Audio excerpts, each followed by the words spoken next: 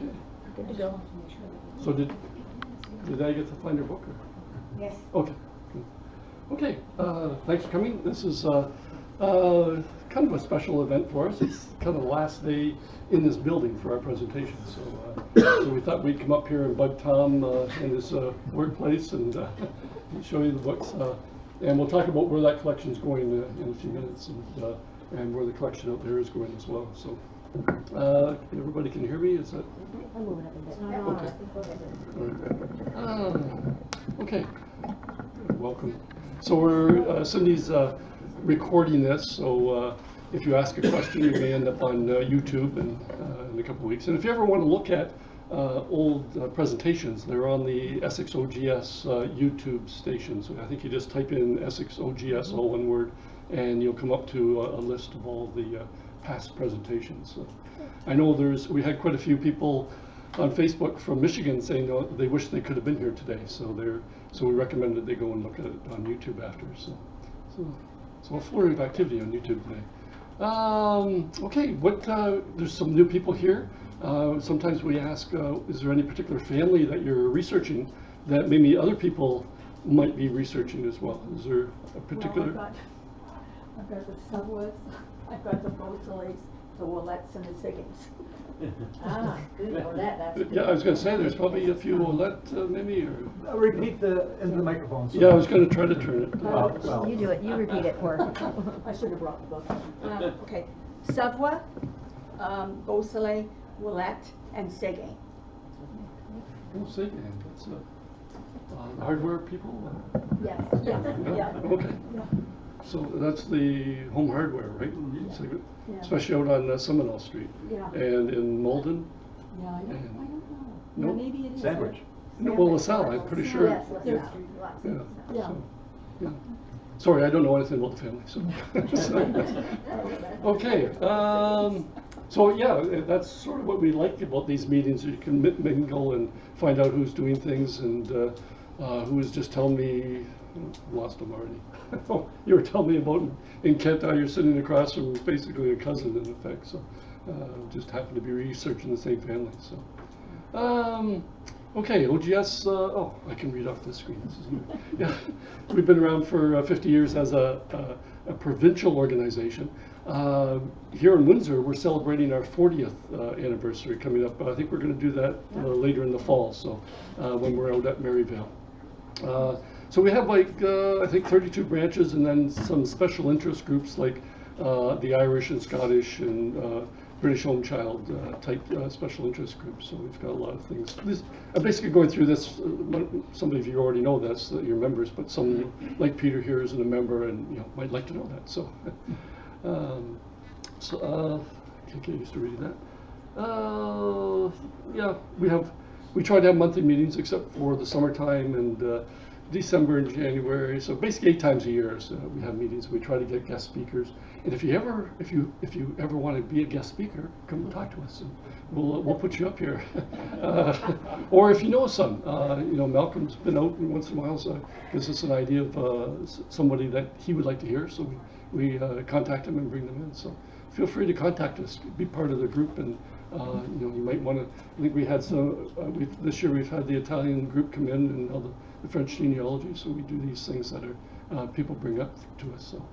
We have a website which we try to keep up to date. We're a few technical problems, but I'd say hopefully by the end of the year we'll have this thing up and running and going, changing quite regularly. So as we move forward, but at the moment it's got quite a bit. If you're a member of the society, we have a members only section in there, and we've been scanning for a couple of years now at least, and we've been putting as much stuff as we can online. So how many have gone to that member section? Oh, good.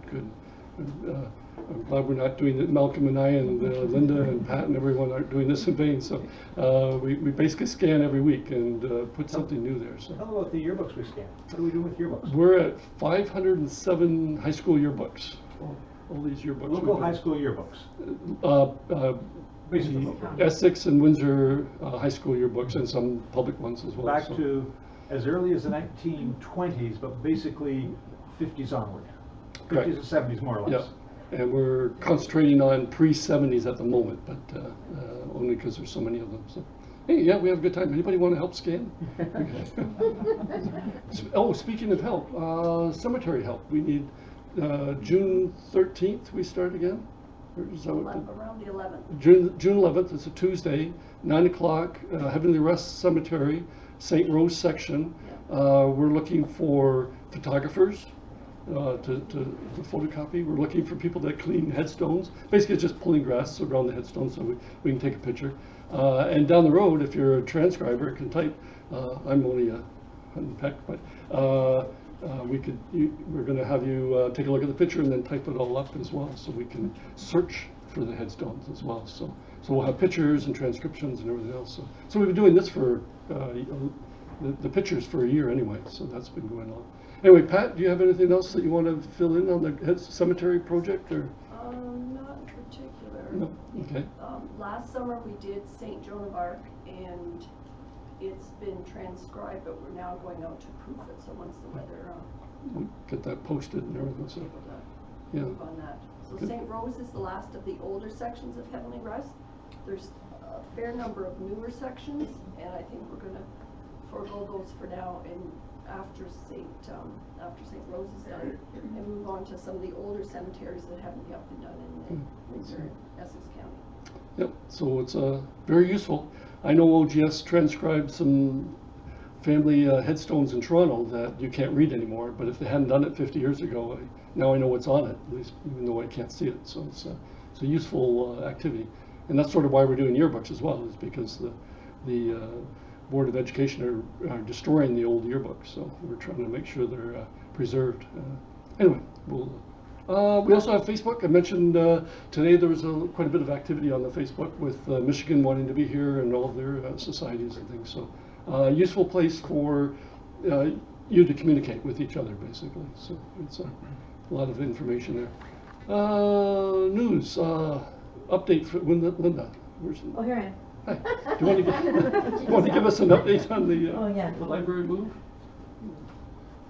I don't know if everybody, Mary, you're too tall, David.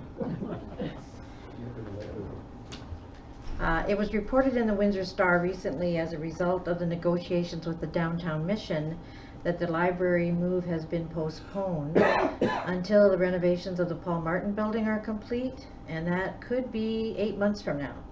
So the library is staying open, which we're happy about. This room will be available just like it always is.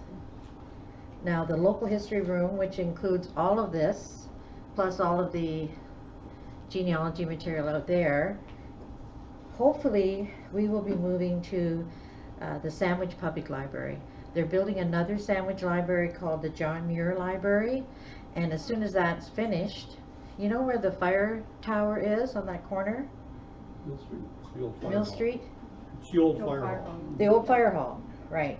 Well, that's being renovated, and a new library is being built attached to it, called the John Muir Library. And the Sandwich Library is moving there, and hopefully all of this material will be moving to the old Sandwich Library attached to Brock. But that could That's not... Brock Elementary School. Brock Elementary School, right. That probably won't happen. The earliest it might be July, but stay tuned, watch our Facebook, and we'll make announcements when we know more. I just wanted to remind people about the hours for the room here. Monday to Saturday it starts at 9 a.m. The closing time in the summer for Monday to Thursday is 8 p.m., but Friday and Saturday it's 5 p.m. Is Tom still here? Yeah, I'm here. Over there. Is that right? The hour's right. Friday and Saturday are 5 o'clock, right? Yes. And they're closed Sunday, so don't make any plans to come to research here on Sundays. And we also would recommend, Tom Badgick is the gentleman in the back there in the blue shirt. He is our library genealogist, and he knows everything about everything that's in this room and everything that's out there. So if you want to be sure that you're going to be able to get his help, I would advise you to make an appointment. Let him know when you're coming, and he'll let you know when he's going to be here. That's it for the library. Thank you. That was breaking news, by the way, so. So Tom, when does this officially close, this room? Is there a, It's not hard and fast because it all depends on how fast they get John Muir finished and to get all their books moved into there. We're hoping that they will be open sometime at the beginning of July, and they want to start moving our stuff into the sandwich building after a few renovations and adding shelves throughout July. So we hope mid-July that we will be there. so we can still come up here in June, is that? That is, yes, in June you're okay here. Okay, great. So that's kind of breaking news, guys. See, you heard it here first. So, Michael okay. will be going out there also. Yes. And when you say the Sandwich Library, that's actually in General Brock Elementary School. It's part of that. Yeah, but it's in that It building. is, yes. Okay, that's what we need to know. Yeah. Thank you. You'll have a separate entrance though. Yeah, but it's still the building. But for us, the Essex branch, we've started to move our archived collection over to the Maryville facility where the French Genealogy Group are at the moment. They actually are the ones that helped us get a place to store that and to have our scanning equipment there and a place to store. And Maryvale has also offered us the presentation room down on the lower level. So starting in September, we're going to be having presentations there, starting at 6:30, but it's going to be on a Tuesday to coincide with the French genealogies. They're open that day, so we thought you could come and go there and then come to the presentation and so make a day of it type thing. So we're trying to work with them, and we're happy we're going to be there. So it's all very exciting. So that's a little bit on the monthly presentations there, and you'll hear more about that through our monthly updates and newsletters. Some other events that are going on. How many have been to Ayers down in Harrow? Good, yeah, really nice, eh? It's good facility. If you have any ancestors down in that area, they're the place to go. And they really try to do a fair amount of Essex County, but if you've ever gone, it's worthwhile going down there.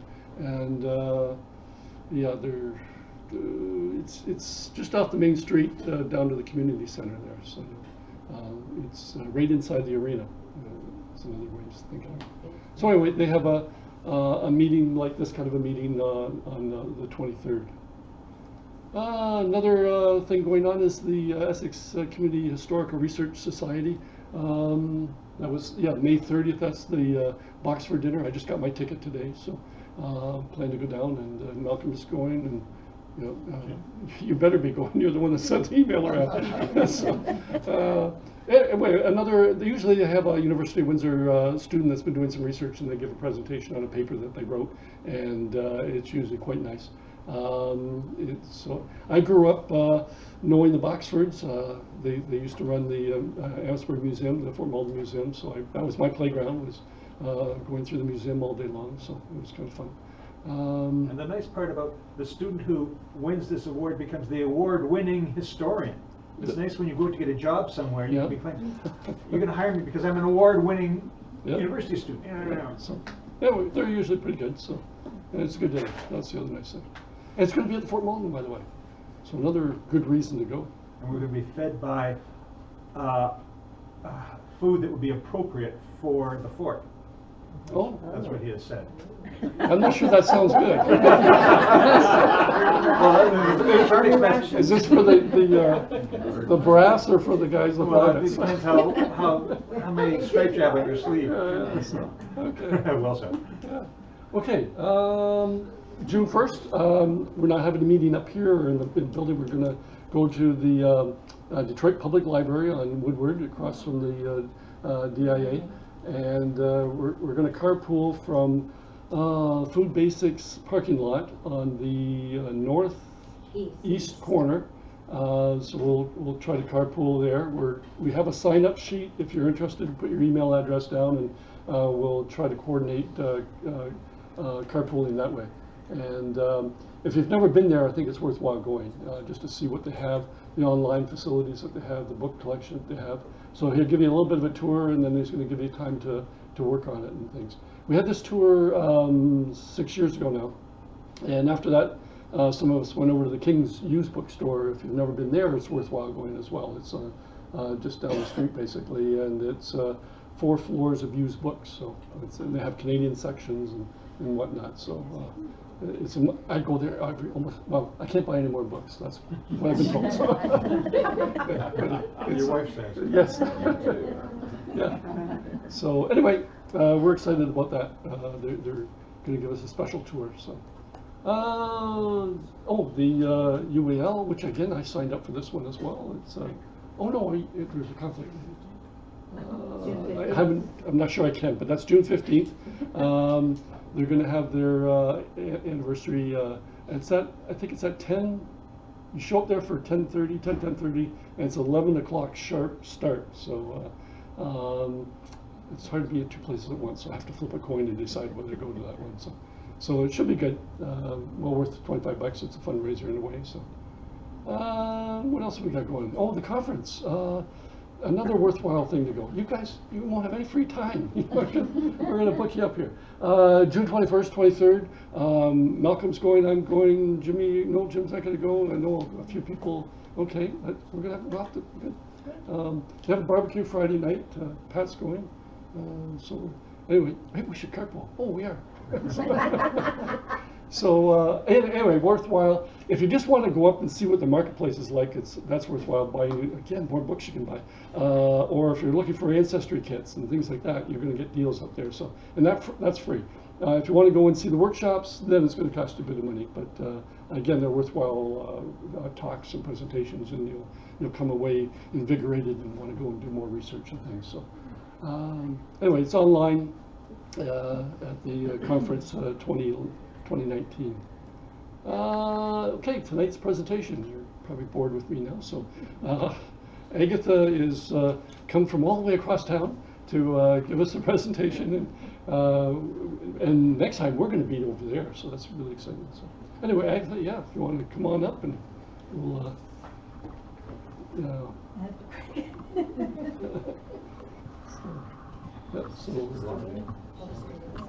How many have been to the French Genealogy Society? Oh, a lot more than I thought. So, and we have some that are going to be going, right? Yes. Yes. We'll put you to work.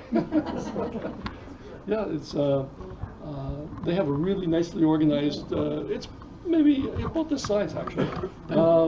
If you haven't been there, it's basically the nuns' old living quarters. So they have actual rooms where they used to sleep. So now they're stuffed full of books. But they've kept some of the stuff original. So, okay. Oh, let me just get out of the way. Can you give us the official name so we can put it on Google so we can get there? What's the official name? Go ahead. No? You have something to say? No, she just wants to know the name of your organization. I call it the French. Oh. Yeah. Bonsoir. Good evening. I'm with the French Genealogy Society. The abbreviation is RPFO. It's the Regional Association of the French Societies in Ontario. There's 8 of us throughout Ontario, and we've been established since 1980. And right now, we moved our holdings at Maryvale on the 2nd floor. It's beautiful setup, right? Yes. And we try to keep as much as we can. Our ancestors are very important to us, and now we realize that, and try to get the family involved in doing the research. The subject that I'm talking about today is the king's daughters, and just not to give them a bad name, they were not the king's girlfriends. A lot of people, that's what they said. It's understood that, when people came in from France for the colonization of the country, this country, they came in with soldiers, and they came in with different kinds of people, just men. They didn't bring any ladies first, and women with them. And then when they came back, when Jacques Cartier came back, he said, well, I'm going back to France, and I'm asking the king to bring some more people here. So they came with bricklayer, and they can go with carpenters. But I said the third trip, they said, well, we need to have some women and marry those guys so we can colonize this place. Well, the king's daughters were, some daughters that girls that were they were orphans. Some of them were women who had lost their husband and they had a family. So they decided that woman could come to Canada with her children and raise, then marry her with one of our boys, that we have 2 men there. So the fact that they were king's daughters, the king paid a dow. Is that how you said? A dowry. If I don't see the right word in English, you let me know, okay? Because I can speak French and English, but sometimes I switch and I don't realize it. So I think it's a dowry. And that was paid by the king for each girl and for the nuns that came in with them. They were always accompanied by nuns. And they set up in convents and different schools. They put up some schools, and that's how they colonized, and that's how those girls came in. Now we have, at our center, we have the French version and the English version. So there's a few that don't have name of the parents. The parents are unknown, very few of them. Most of them are cataloged with the name of the parents, and it would specify father died 2 years ago, 3 years ago, or anything like that.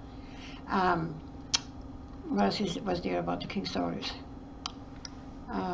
So they didn't come into Canada just empty-handed. They had new clothes. They had to go and get some clothes, new clothes, and an amount of money that the king would pay for each of them to come in and establish themselves. Then they were married, and now they spread all over Canada and United States. And yes, that's what yes. So how did they choose a husband? What's that? How did they choose the husband? There was a law when they came in with the girls. Some girls were 14, 15, and they were matched with a carpenter or bricklayer or one of the people that came in, one of the men that came in, and that was discussed between I'm not going to say not the president, but the man that was in charge of the country right now for the time. The what? The intendant. Oui. Okay, l'intendant. And with the nuns, they would say, well, he's 32 and he's going to marry the 14-year-old. But she could not have a baby before she was 15. Okay, so no babies before 15. So that gave her, so that was a big difference in age. But then when you started to have those babies, they were young girls just coming out of childhood. What happened is that then she would have maybe 7 or 8 or 9 or 10 children, and then she didn't have the strength to go on, and she passed away. So that 32-year-old, maybe 20 years later, he married another younger girl who raised the other kids plus the ones that they had together. So that's why there were so many families that had 20, 25 children. And wasn't there a incentive to have large families, that you were given money, that's right. As a yes. reward? And because they worked the field to establish houses and build the churches and build convents, so they had to have the money because they came in with nothing. So yes, they did have yes, just like they have today with the children's aid, not the children's aid, but the more children you have, the more money you get. What year did the king start sending them over? In the late 1600. Yes. I think that's what it is. Maybe I'm lying to you. 1663. 1663. Yeah. Okay. For 10 years, I think we did. Yeah. From 1663 to 1673. That was the big time that they came over. I was going to tell you because I should have told you that before we started. Sometimes, like I say, I switch to French and English and I don't know where I'm at. And I'll tell you a little thing happened to me about 10 years, 15 years ago, I forget. I went to Kohl's at the Tecumseh Mall because I was looking for a magnifying glass, but the little credit card size. So that at Christmas, we always, for our volunteers, make a little love package, and we would put all kinds of little things in there. So I said, oh, that would be nice, those little things, and you put it in your wallet, and you go and do some research, you can't read it, it's too small, you have your little, yeah. Well, I get there to Kohl's, and I'm trying to look for the magnifying glass, and I'm looking, but I'm not in the right department, so this lady comes, she says, what would you be looking for? Can I help you? I said, yes, I'm looking for a loop. She said, a loop. She said, you're looking for a loop. Loop is a magnifying glass in French. And I said, yes, the loop. She said, are we supposed to have that? Do we sell it? I said, yes, when you read something and you can't read it, well, you have a loop, and you look like this, and it's bigger. Oh, she says magnifying glass. I says, yeah, that's what I'm looking for. But I could not think of the name. I never forgot that name in English. I know what a loop is in English, magnifying glass. Oh, and so that's how, being fully bilingual, yes, sometimes you go from one language and you don't realize it, but it's not because we don't want to speak the one. Any questions? No? Roughly how many women, young women, daughters came overall, head to tail, grand total? I think at one place they say there was about 200. Doesn't seem like very many. No. Because they came in like 20, 40 at a time with the nuns. But over 20 years, 200 doesn't seem like very many. No, it was Oh, over 20 years? I don't know. Over So the that was 20 my question. It was Okay. 740. 740, I think, is one of those books. Has been- 740? Yeah, Okay. 740. Yeah. That seems Okay, like- oh yeah, over the, yes, over the 20 years, Yeah, there was. even that doesn't seem like very many over 20 years. 10. 10 years. Or, oh, I thought that she gave a 20-year span. No, Yes. Well, I- 63 to 73. No, no. And these books are still available on Amazon, or you can buy those books now. I actually have the books, I have the websites where the book, the Gagne book, which has all of the lists of all of the King's Daughters, it's online. You can actually see, what they've done is the Society of the Filles du Roi Society, they've actually taken what was in that book and put it online for you. Now, it doesn't have all the information that the book has, but it has the name of the king's daughter and who they married, what date they married. But there are other sources also that, again, that's on the table there, where it also tells you what notary actually prepared the marriage contract. That's right. Which is very useful to know, because there's so much information in a marriage contract. And out at the French Society where Agatha works, they have all the notary information there, right? That's They right. have, Yes. so now it's in French, so if you don't understand the language, it's going to be We can hard. translate. But I was going to say, do you translate for people, or? Yes, yes. Mhm. We translated, there was a document that they asked me to translate. It was in English and they wanted it in French. It was 23 pages. So I said, well, I'll do it at home, and I'm not going to do that overnight. And it was small print. So, so I worked for a few evenings, but I did it, and it was for, well, maybe some of you know him, Mr. Bayerjon, that lives at the intersection of Highway 42 and Manning Road. He used to have a gas station. Well, now he's 90 somewhat years old, and he's the one that asked me to translate it, and I did. And he said, and you wanted to pay? I said, no. I said, you've been with us for so many years. No, that's okay. That's your everything. You don't have to do that. And he was really, really up, because he could understand it better, and yeah, no. Do you have information about before 1663? There were, I forget what they called them, Vida Marie, they were marriageable girls. Do you have do you have that book by the same people? I think the book Dumas or someone like that wrote, and it's, there's only like 200 of them, but in a bigger period, but it wasn't the king, they weren't king's daughters because the king wasn't doing They that could at have, the time. they could have come on another boat, but not going through with the king's daughter or, you know, with, I mean. I guess there was a company of 100, does that sound right? Associates, yeah, company of 100 associates that some of Okay, them. yes, and we some have, churches- yes, and we some have that. churches, Yeah. would bring women over. But it's in Yeah. French, La Compagnie des Sans Associés. Oh, it's in Yes. French too, okay. Well, yeah, but you could probably get. Yes, we do, Yeah. yeah, more information. Can I ask you, where did these girls go to, when those girls that came over?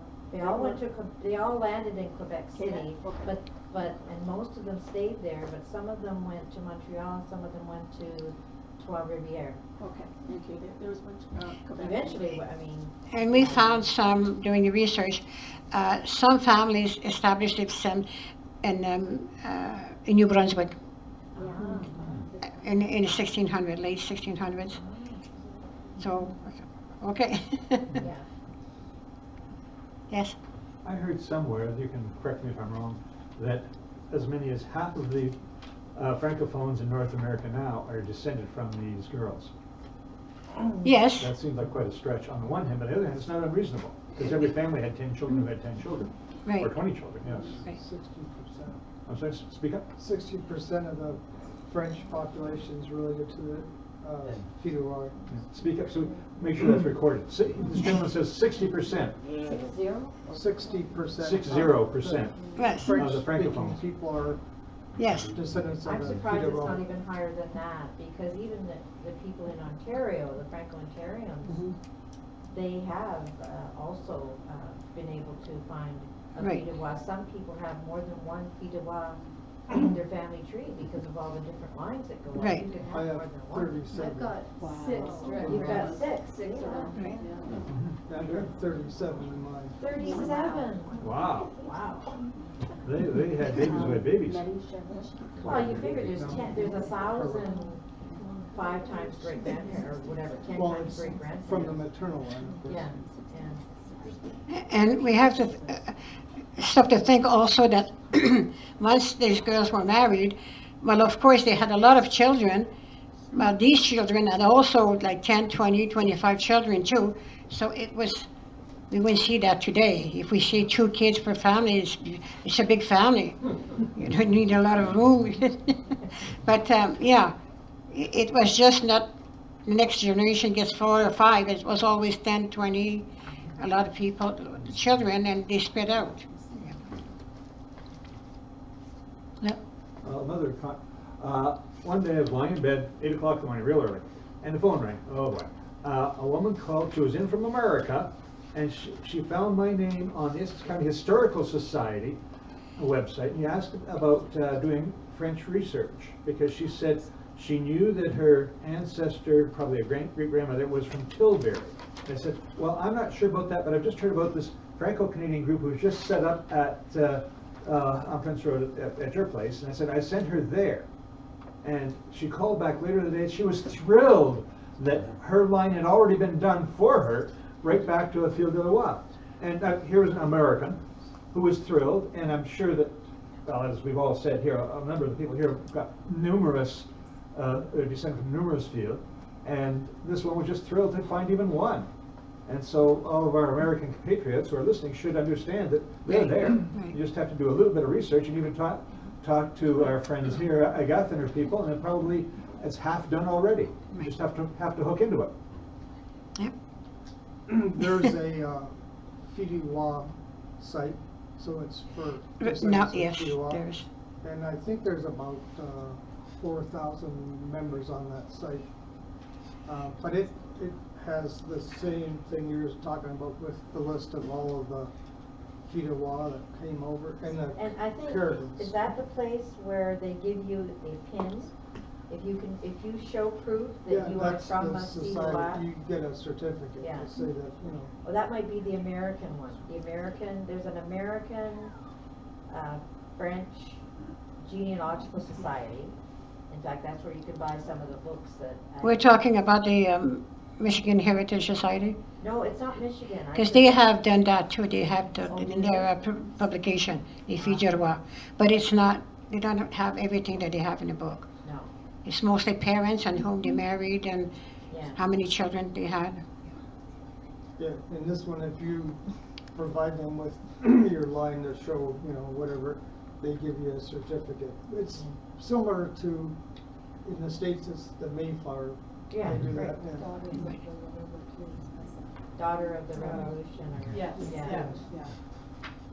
Or the, what were they called when they came over at the time? UELs. It's the same as the United No, Empire I Loyalists. mean, Mayflower. The Mayflower. The Mayflower. Same concept. Yeah. If someone's starting out like, say, Peter over here, and he's not got much of a family tree, what would you recommend for them? Or is there, if he went to your facility, would he be able to get guidance and looking for his ancestors there? You mean to come to our center to do the research? Yeah. Okay, when you come in, the first time you come in, if it's your first time, there's no fee. And we give you we go around and we show you what we have and what's available. But and if you come back, you have to become a member, and membership is $40 for the year. And we have a publication too, and it's all in French, Le Cheneau. But then after that, you can come anytime you want. But right now, we're open from every Tuesday from 10 o'clock to 5 o'clock, and we might change the day pretty soon. We're at Maryvale, we're at the convent, and we have elevator, but we're on second floor, and we have an elevator, and we rent our washroom to our friend there when they have to go, because they don't have one in their little setup there. And we charge them 25 cents. That's just to cover it. Where do you park? I was at your old place, but I haven't been there. Okay. You park by the chapel on that side? Yes, but nobody in the back. You have to come in through College Avenue, and then there's a little hill. You go up, and then you go way back down the hill, and then you'll see a canopy attached to the wall, and you get in there, and right on the right, it's the elevator. Basically, you go in the back of the building. Yeah, absolutely. Yeah. Yeah, it's not off Prince Road. It's You off come into college. Yes. It's like a workshop. Yeah. Yeah, it's basically, okay. If that parking lot's full, is there an alternative place to park? Because I know that during the day it gets a little crowded there. Yes, sometimes it's very, very crowded. That's what they're talking about it at Maryvale. There's a lot of empty spaces that they could turn into a parking lot, because it's getting more busy. You know, it's busy with the floor underneath us is the part with the autistic children. So the parents drop in their children in the morning, and it's so cute to see them with their little lunch pail, and they go on the grass and have their lunch there. It's so cute to see. But I know that, and they have a lot of empty rooms that they're trying to rent out, so that, but then they'll have to make more room for parking. There are times that we have a hard time. Especially on Tuesdays, it's very busy, and Thursdays, I guess, it's very busy too. So you can park on the side of the going down, you know, or on the side on the grass. They don't mind that. People will park on the side, on the grass. Do you know if there was any families that, you know, sent multiple daughters over? If they came over with their sisters? Is there any data on that? Because that would have been a very traumatic experience, I would think, for those families sending, or it would have been less traumatic if they were going with their sisters. There were some of them like that, yes. They wouldn't break the family. If there were 3 children, they would bring the 3 children with them, yes. Especially if they're orphans. Yes. It'd be nice to move all the orphans together. That's right, that's right. Do you know, have any of them migrated or immigrated into this area? They're all over the place. At that time, in 1700, did anybody? No, it was 1600, it was 1600. 1600. Yeah, it wasn't 1700. No, but after that, did they? Well, they stopped doing it after, because once France lost the area in 1760. I guess I'm wondering if any of them moved to this area eventually. Yeah. Unless I know the family that did the research on. This area wasn't developed till 1701, so that would have been like 40 years after they arrived. Right. Yeah, no, that's all I'm wondering, if any of them were in this area, descendants, basically. The actual descendants. Yes. Yeah. The fetal Roy would be pretty old. So what was the reason that they stopped it? Do you know? It's France. You know the answer? France went back. Probably that after that, they had pretty well taken care of, if the children were still too many girls in the orphanage, or for different reasons, it did stop. I don't know what the main reason. Defeated the French, well, not till 1760. In 1760, yeah. Yes. Yeah, that's 100 years. I think they just had enough. They sent Yeah, enough. yeah. I heard 800 to 1,000. And it That's costs right. a lot of money. I mean, Yes, it it sounds did. like a lot, but Yes. I read somewhere where the equivalent of what they gave them, because they gave them not just a dowry, but they gave them money for a wardrobe, money to buy certain things that you have to have, like hairpins and things like that. I mean, it costs the equivalent in Probably Canadian kitchen dollars goods too, now yeah. at about $1,400 per child. Well, there was So- 1,000, depending on who it was, but it was 1,000 livres, which would be $1,000. And they got like a hope chest. So it had sewing needles and Yeah. they had lace and some materials and. And probably kitchen goods too. No, I don't think so. Well, Don't think it mentioned kitchen goods. but- well, okay, we just would see So you they- got, they if you're gonna be a wife, you gotta have. What a young woman would have before she got married, yeah. Was that? And they got a new pair of shoes too. And a new pair of shoes. French shoes.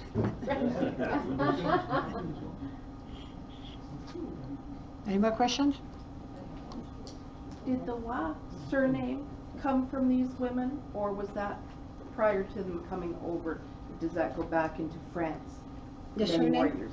The surname Wa. That means king. If you do Yeah, not. but what like the Wa family?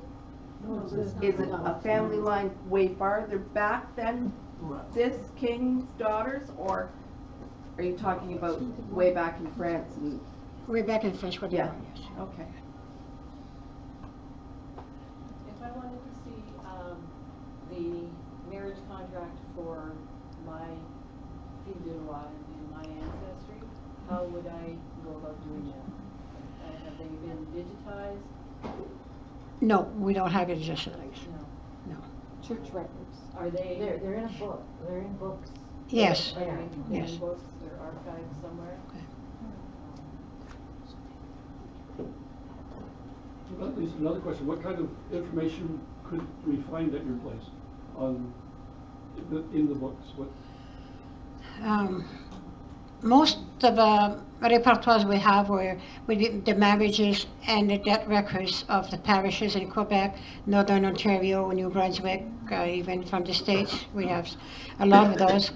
And we're doing second edition of the books that we have published in the past, like Assumption, River Canard, all these, Essex and Kent County. We're doing a second edition because we found a lot of mistakes and we found a new edition that we could add to them. And we have also the computers. They have access to Ancestry.ca. We have access to the records in Quebec.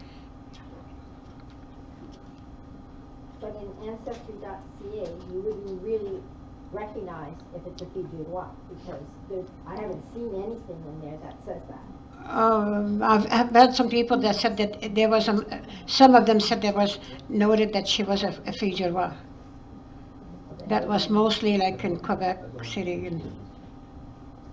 Because all my ancestry is French and I haven't come across it. Did the Kings send any girls to Nova Scotia, to the Acadians? They were all coming into Quebec. Well, it wasn't called Quebec at the time, but yes. Yeah. All at same, in Quebec City. That's why they went out. Did the girls all come from the same area, or were they from various? Throughout areas? France. Pardon? Throughout France, not just the same area, yes. Hi. If we do our research and we go so far on Ancestry, and we can't go past a certain date because everything that we find is in French. If we were to come in to your place to do research and we said that we've got up to the 1800s and we can't read, can we go on Ancestry at your place? And Yes. with somebody will go Yes. with us to read so we Yes. can keep going? Okay. You can read it and you can copy it too. Okay, great. I guess, is there an actual address for your place that someone could put in Google in GPS? Is it an actual address? Street address. I use my address Yeah, but because, you don't want them to come to your house.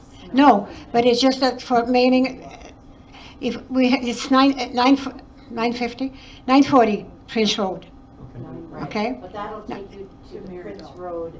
And College. Front, and you have to go Right. to the back. But for mailing documents, if it's delivered to 940, we don't get it. They don't come and bring it to us. So that's why we have Not to. use as an address to mail to, Yeah. but just for the GPS, Yeah.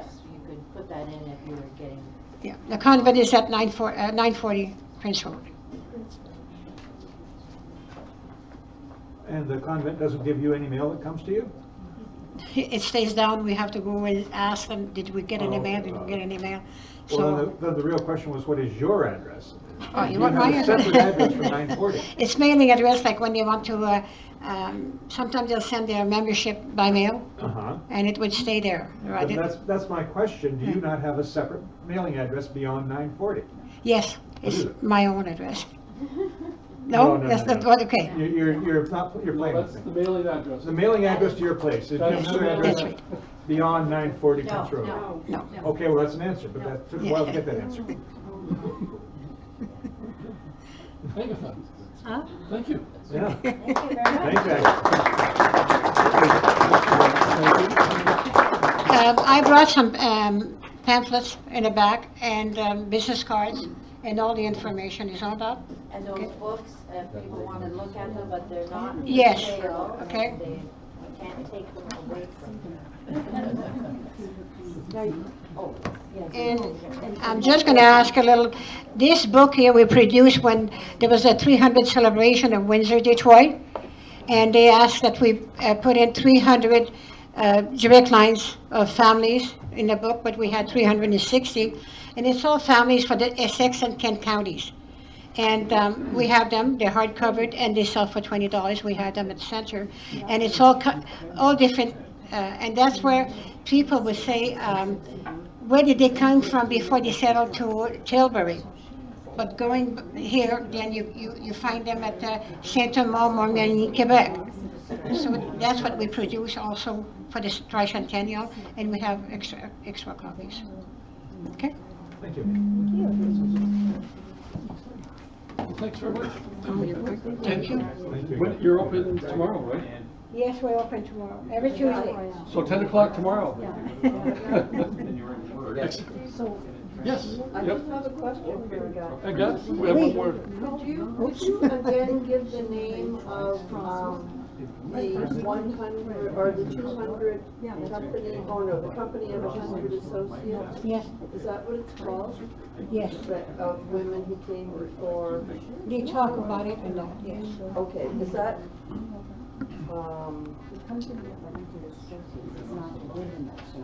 no, I know that. Oh, it's the association that says Thank you. No. Yeah. No, it was, Mayor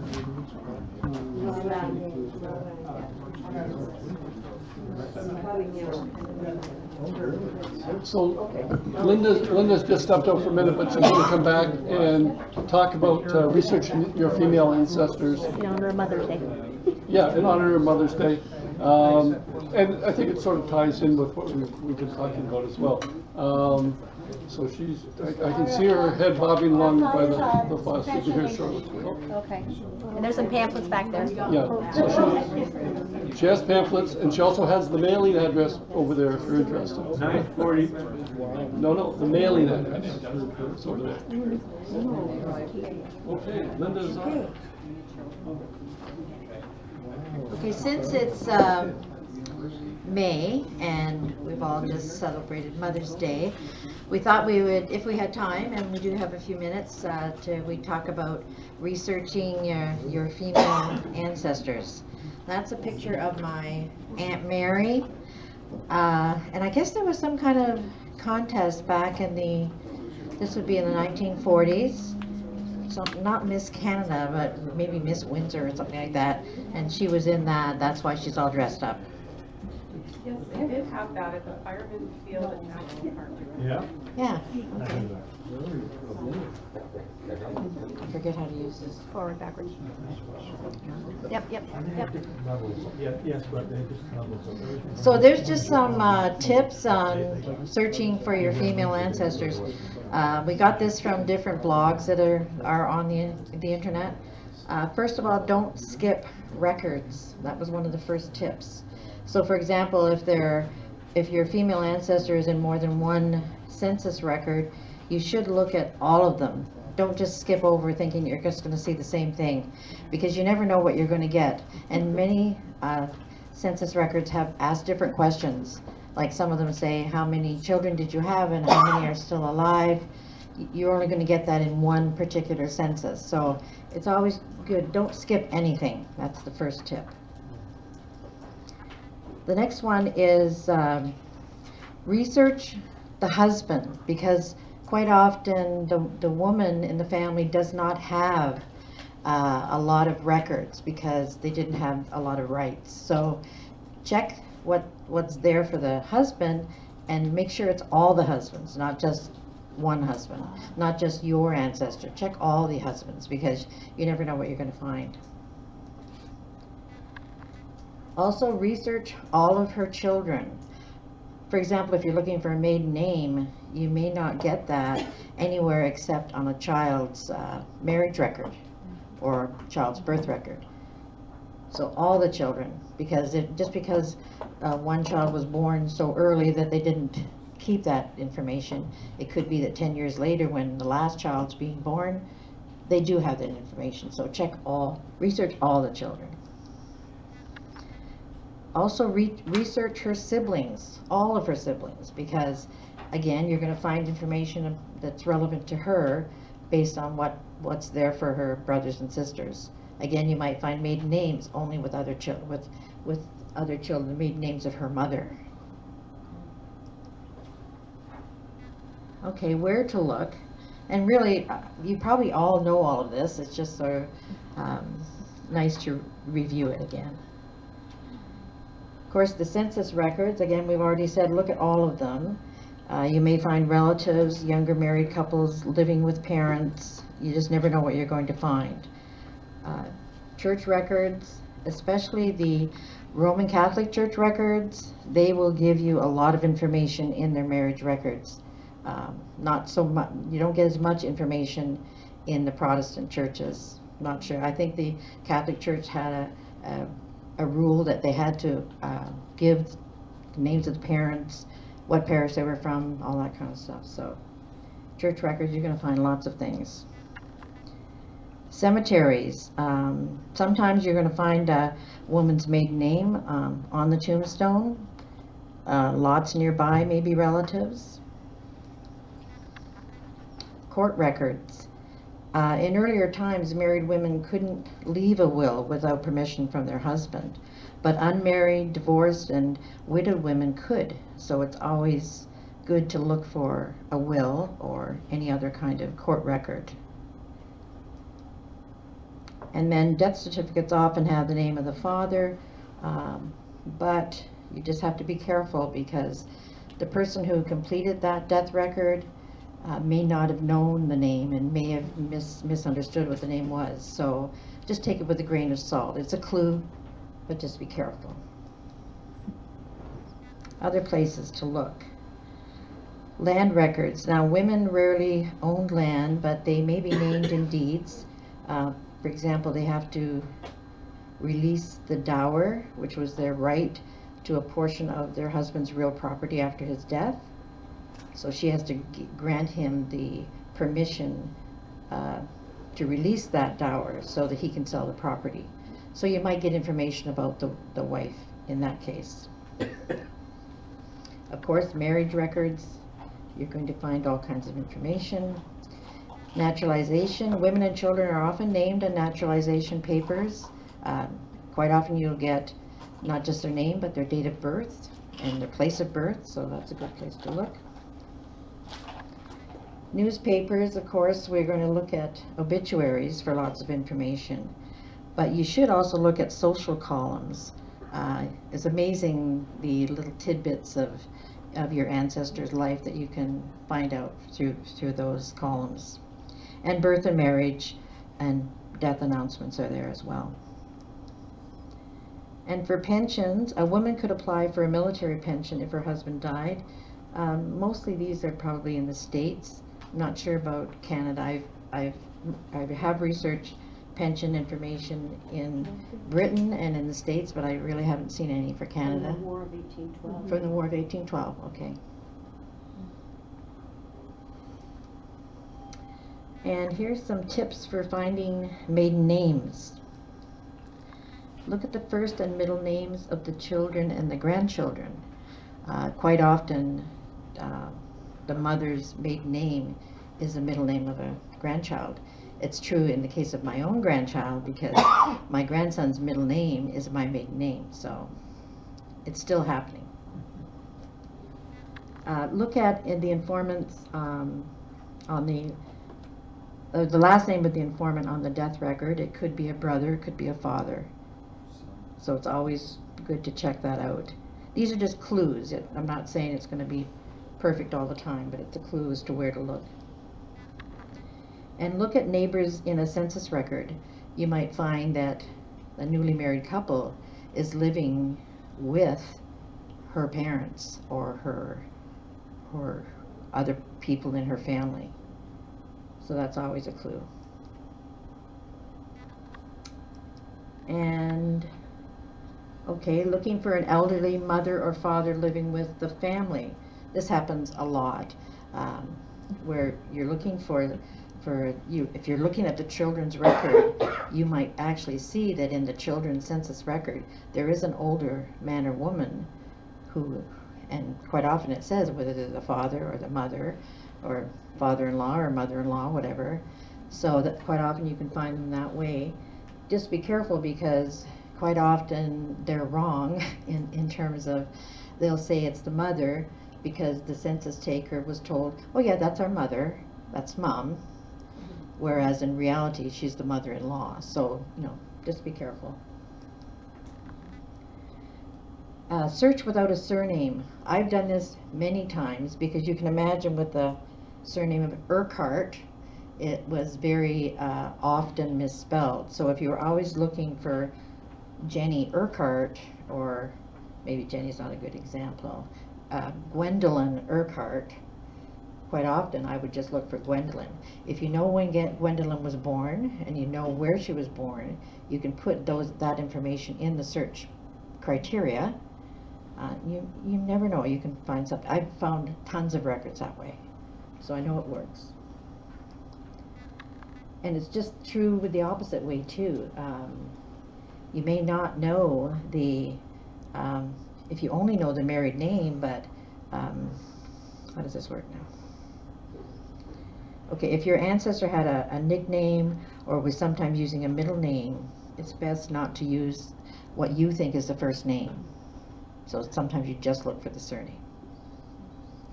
And the last clue is just look where you wouldn't normally look, and maybe you'll find something. So that's all I had, just some little tidbits. Thank you.